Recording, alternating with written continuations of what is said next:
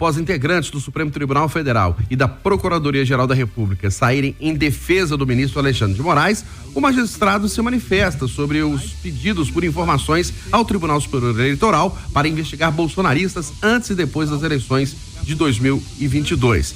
Essas denúncias contra Alexandre de Moraes foram feitas numa reportagem da Folha de São Paulo. Da capital federal, o repórter Pedro Nascimento acompanha o caso e atualiza as informações. Bom dia, Pedro.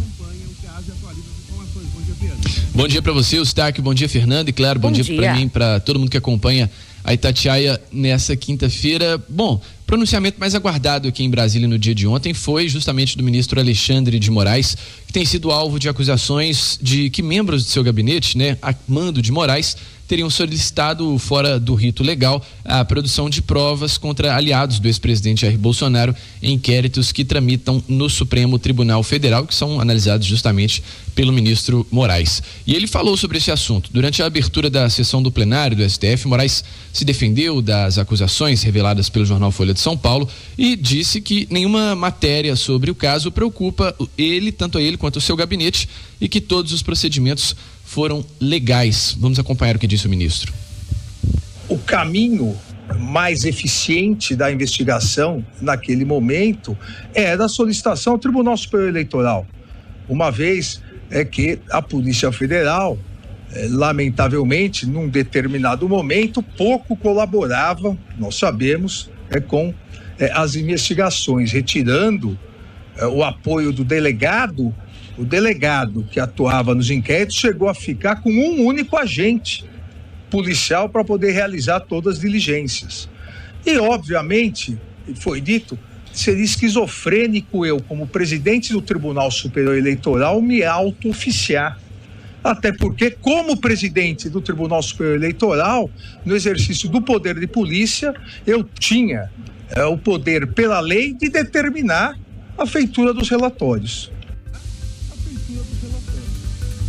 Bom, esse é o ministro Alexandre de Moraes dando a sua justificativa depois dessa reportagem do jornal Folha de São Paulo.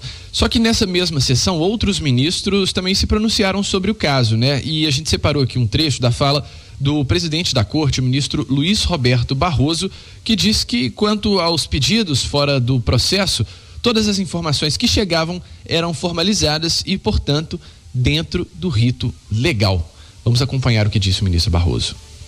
Informações que foram solicitadas pelo Supremo Tribunal Federal e pelo relator dos inquéritos, ministro Alexandre de Moraes, referiam-se a pessoas que já estavam sendo investigadas e, portanto, o inquérito que já estava aberto perante o Supremo Tribunal Federal.